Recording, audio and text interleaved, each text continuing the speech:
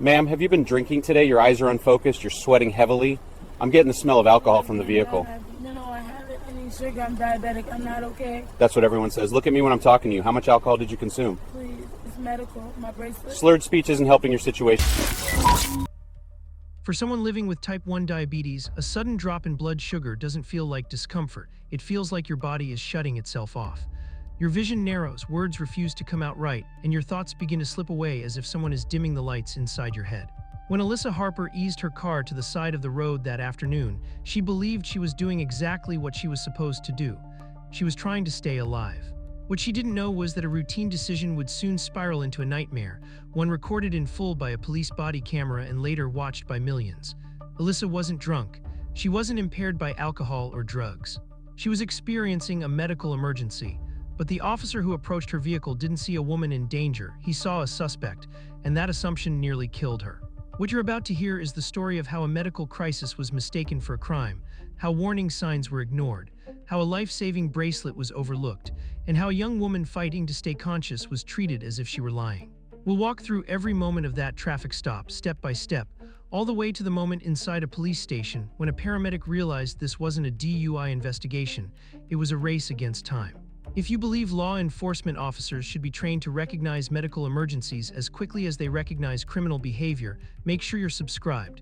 Because what happened to Alyssa Harper isn't rare, it's terrifyingly possible for anyone with an invisible medical condition.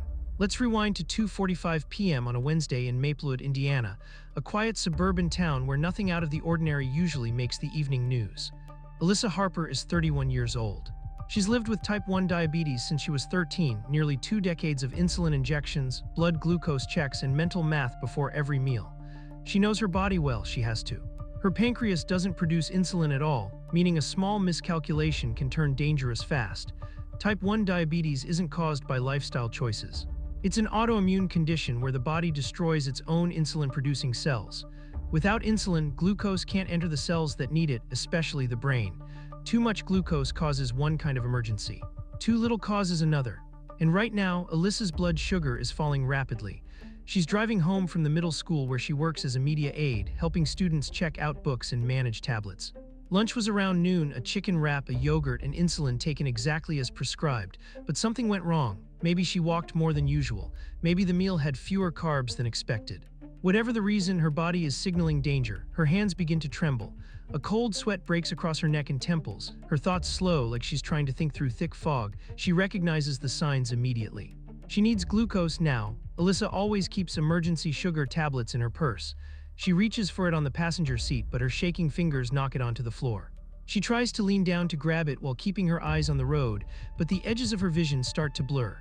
Her heart pounds as adrenaline floods her system, her body desperately trying to compensate for the lack of glucose reaching her brain. This is hypoglycemia. Below 65 mg/dl, thinking becomes difficult. Below 50, coordination starts to fail. Below 40, consciousness slips. Below 30, the risk of seizure or death becomes very real. Alyssa makes a critical decision. She pulls over. She spots a quiet residential street, signals clumsily, and guides her silver Toyota to the curb. The car rolls to a stop. She puts it in park and exhales shakily, trying again to reach her purse. But her arms feel heavy. Her thoughts scatter. Staying upright is becoming a challenge. She leans back against the driver's seat, breathing fast, sweat soaking through her blouse, fighting to stay awake. And that's when flashing lights appear in her rearview mirror. The patrol car idles behind Alyssa's vehicle, red and blue lights reflecting off nearby mailboxes and parked cars. Inside that cruiser sits Officer Daniel Mercer, 27 years old, less than a year removed from the police academy. He's been on solo patrol for just over 6 months, long enough to feel confident, not long enough to recognize how dangerous assumptions can be. From Mercer's point of view, the situation looks suspicious. A driver pulls over abruptly on a residential street in the middle of the afternoon. No obvious mechanical issue, no traffic congestion. To him, it signals impaired driving. He activates his lights officially and radios in the stop. The license plate comes back clean, registered to Alyssa Harper at an address 5 miles away. No warrants, no prior arrests. Mercer clips on his body camera and steps out of the cruiser. The camera, mounted on his chest, captures everything from this moment forward: his hands, his approach, the slight tilt of his head as he walks toward the driver's side door. He taps on the window with his knuckle. Inside the car, Alyssa hears the sound as if from a distance. It takes effort to turn her head. Her eyes struggle to focus on the uniform standing outside. She fumbles for the window controls, missing once then again before finally lowering it halfway. Warm air rushes in. Mercer leans closer. The camera captures Alyssa slumped in her seat, her skin pale, beads of sweat visible along her hairline. Her breathing is shallow and uneven. To a trained officer looking for intoxication, it checks every box. "Ma'am," Mercer says, his tone already skeptical, "have you been drinking today?" Alyssa tries to answer. She knows what she needs to say. She needs sugar, she's diabetic, this is an emergency, but her tongue feels thick. The words come out slow, distorted, slurred. "No, I'm sick, I need sugar." Mercer straightens slightly. He's heard variations of this before. People always have explanations, always have excuses. "You're sweating," he says. "Your speech is slurred. I smell alcohol." There is no alcohol in the car, no bottles, no cans. Just a reusable water bottle in the cup holder and a purse on the floor. The smell he notices is likely sweat, or the faint, fruity odor that can accompany severe blood sugar imbalance, but Mercer's brain labels it immediately. Alcohol confirmation bias locks in. Alyssa feels panic rising. Darkness presses in at the edges of her vision. She raises her right arm slowly, clumsily, lifting her wrist toward the window. The body camera captures it clearly. A stainless steel medical alert bracelet, polished metal, a red medical symbol engraved on the front. Alyssa is trying to show him the only proof she has left. "Bracelet," she murmurs.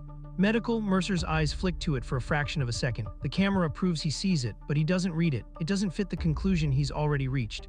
"Slurring your words doesn't help your case," Mercer says, his voice firm now. "Step out of the vehicle."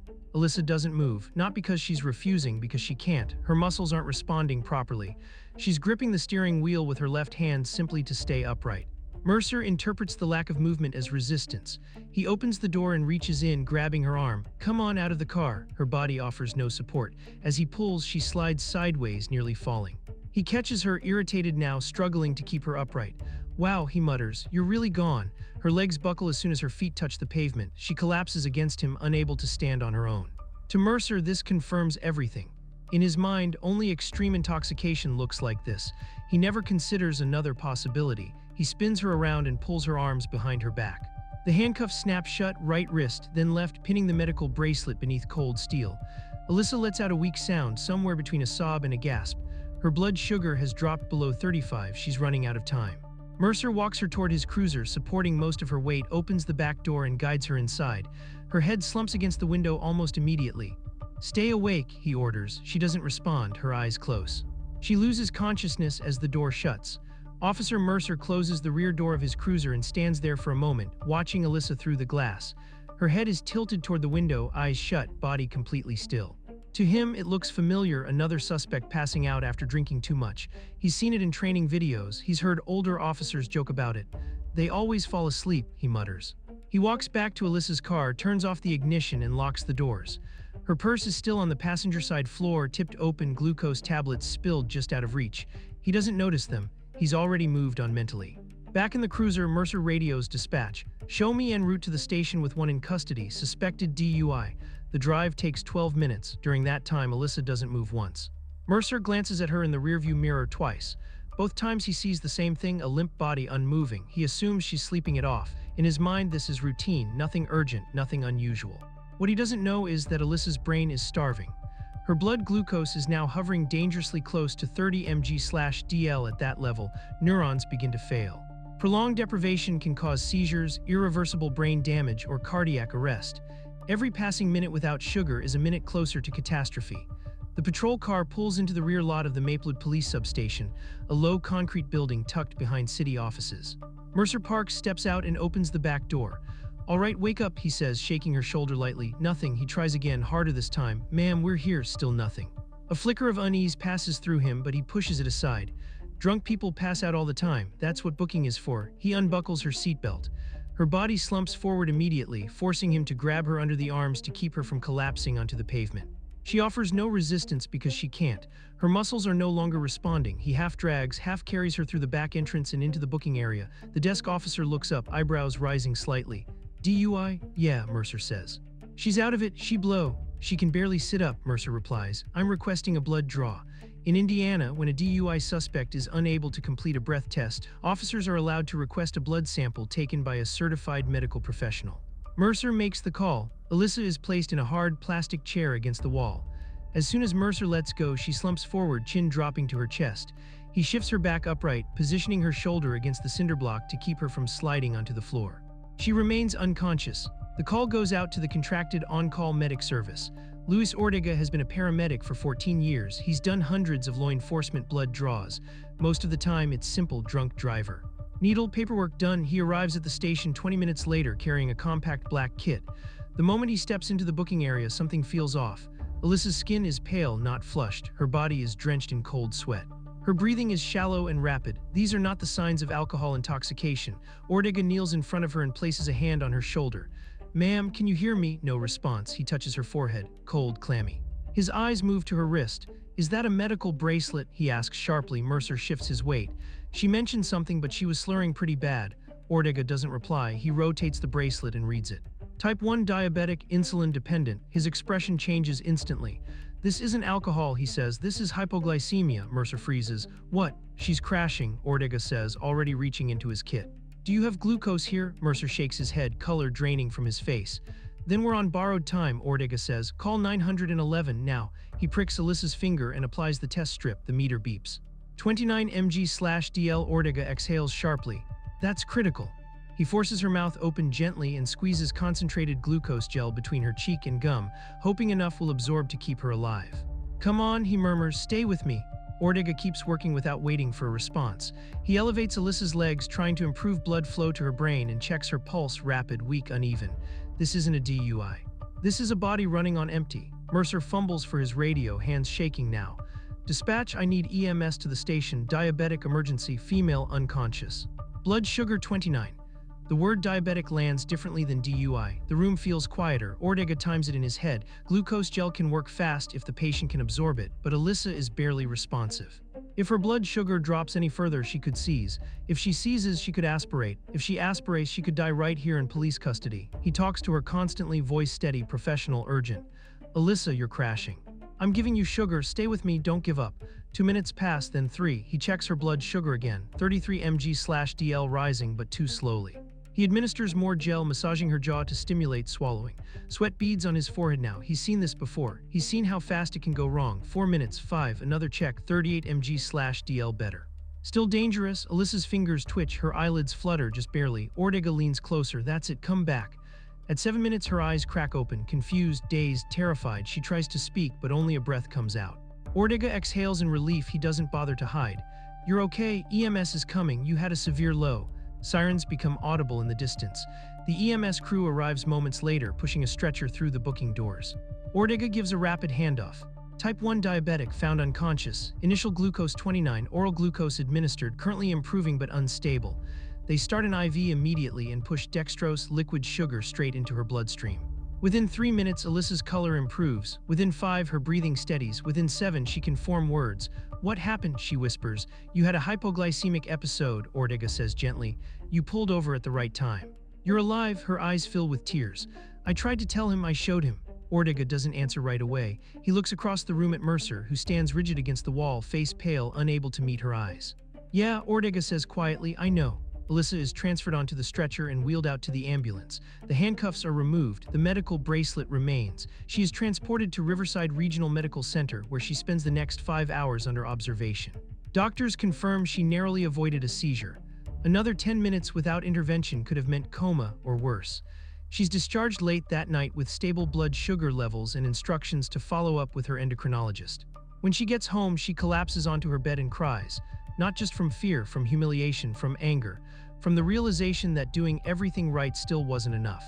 The next morning, the body camera footage lands on a supervisor's desk, and everything changes. The footage is reviewed by Lieutenant Karen Holt, a 19-year veteran with a reputation for being thorough and unsentimental. She watches the body camera recording once in silence. Then she rewinds it and watches again, slower this time. She sees Alyssa slumped in the driver's seat. She hears the slurred speech. She watches the bracelet being raised into frame, clear, centered, impossible to miss. She watches Mercer glance at it and move on. By the time the video reaches the moment Alyssa loses consciousness in the back of the cruiser, Holt's jaw is set tight. This isn't a judgment call gone wrong. This isn't a gray area. This is negligence. Holt escalates the footage to the chief within the hour. The chief watches it that afternoon and immediately contacts the city's legal department. By the end of the day, multiple attorneys have viewed the same recording and reached the same conclusion. The city has a serious problem. An officer ignored visible medical identification, arrested a woman in diabetic shock, and transported her while she was actively losing consciousness. If Alyssa had died, and she easily could have, the city would be facing a wrongful death lawsuit with staggering consequences. Officer Daniel Mercer is placed on administrative leave pending investigation. The internal review takes 17 days. It includes body camera analysis, radio traffic, medical reports from Riverside Regional, and a formal statement from paramedic Luis Ortega. The findings are blunt. Mercer failed to recognize a medical emergency. He ignored a medical alert bracelet. He delayed life-saving care. His actions placed a civilian at risk of serious injury or death. The review board recommends termination. The chief agrees. Mercer is fired less than 10 months into his law enforcement career. His certification is suspended pending review by the State Standards Commission. At the hearing, board members watch the same footage the public will later see. The vote is unanimous. Mercer's license is permanently revoked. Alyssa, meanwhile, hires a civil rights attorney named Evan Brooks, known for handling cases involving police misconduct and disability rights. Brooks files a federal lawsuit alleging false arrest, violation of the Americans with Disabilities Act, deliberate indifference to medical needs, and emotional distress. The city doesn't want a trial. Their attorneys know a jury would see the bracelet. They would hear Alyssa's voice breaking as she tries to explain. They would watch her collapse in handcuffs. They offer to settle. Negotiations last weeks. Numbers go back and forth.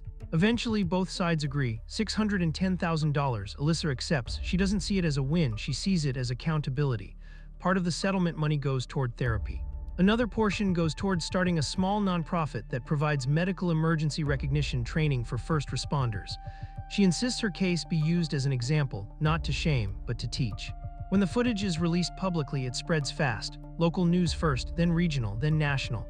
Within 2 days, the video racks up over 18 million views. The comments are furious. How do you ignore a medical bracelet? Why isn't this basic training? She was dying. The police department issues a public apology and announces mandatory new training focused on recognizing medical crises that mimic intoxication, diabetes, strokes, seizures, head injuries. Alyssa's case becomes required viewing. 6 months later, Alyssa sits in her living room watching a segment about police reform. Her story plays on the screen. Her bracelet flashes in slow motion. She's physically recovered. Mentally, it's harder. She still flinches when she sees flashing lights. She still dreams about the back of that cruiser. She still wonders whether the bracelet actually protects her or just makes her hope it will. And that question matters more than anyone wants to admit. What happened to Alyssa Harper wasn't an isolated mistake. It was the result of a deeper systemic failure. Law enforcement officers are trained to look for crime first. Suspicion is rewarded, certainty is praised, hesitation is often mistaken for weakness. In that environment, once an assumption is made, everything that follows is filtered through it. Mercer decided what he was looking at within seconds. Slurred speech, drunk; sweating, drunk; glassiness in the eyes, drunk; unable to stand, drunk. Every symptom fit the story he had already written in his head. When evidence appeared that didn't fit, the bracelet, the plea for sugar, the physical collapse, his brain discarded it. Not out of cruelty, but out of conditioning. This is confirmation bias in action. Medical emergencies often look like criminal behavior. Severe hypoglycemia can mimic intoxication almost perfectly. Strokes can resemble drug impairment. Seizures can look like defiance. Autism can be mistaken for noncompliance. And when officers aren't trained to recognize those differences, people get hurt. Alyssa's case becomes a teaching example in academies and departments across the state. Trainers pause the footage at the moment the bracelet enters frame. They ask recruits one question: what should happen here? The answer is simple: stop. Read, reassess, call for medical help. A badge doesn't make someone a doctor, but it does make them a first responder. That means knowing when not to act like a cop. Alyssa survives because one experienced paramedic recognized the signs in time. If Luis Ortega hadn't been there, if the call had gone to someone less experienced, she might have sat unconscious in that booking chair for another hour. She might have seized, she might have aspirated, she might have died. And the report would have said medical complication during arrest. Instead, the body camera told the truth. It captured every missed cue, every ignored warning, every second where help was delayed. Without that footage, the story would have ended very differently. It would have been Alyssa's word against an officer's report, and history shows how often that ends. Medical alert jewelry exists because some conditions don't give you time to explain. They exist to speak when a person can't, but they only work if someone bothers to read them. Alyssa pulled over to protect herself and everyone else on the road. She recognized the danger and made the responsible choice. She did exactly what she was supposed to do, and she was still handcuffed. That's the real fear. Not that mistakes happen, but that systems allow those mistakes to escalate unchecked until someone nearly dies before anyone asks the right question. Alyssa was lucky. The next person might not be. Alyssa Harper survived because chance intervened at the last possible moment. She survived because a paramedic recognized what a police officer didn't.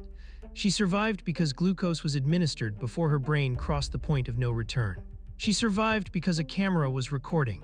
If even one of those things had been missing, this story would have ended very differently. Without Ortega's experience, Alyssa might have remained unconscious in that booking room while paperwork was completed. Without the body camera, her collapse would have been described in a report as loss of consciousness consistent with intoxication. Without public scrutiny, the incident might have been quietly closed, labeled an unfortunate medical complication. And Officer Mercer would have continued his career. That's the uncomfortable truth. Accountability didn't happen because the system worked, it happened because the evidence made denial impossible. Alyssa now lives with a new awareness that never leaves her. Every time she drives, she double-checks her blood sugar. Every time she sees flashing lights, her chest tightens. Every time she touches the medical bracelet on her wrist, she wonders whether it will actually protect her next time or whether it will be ignored again. She continues working at the school. She still helps students find books. She still smiles.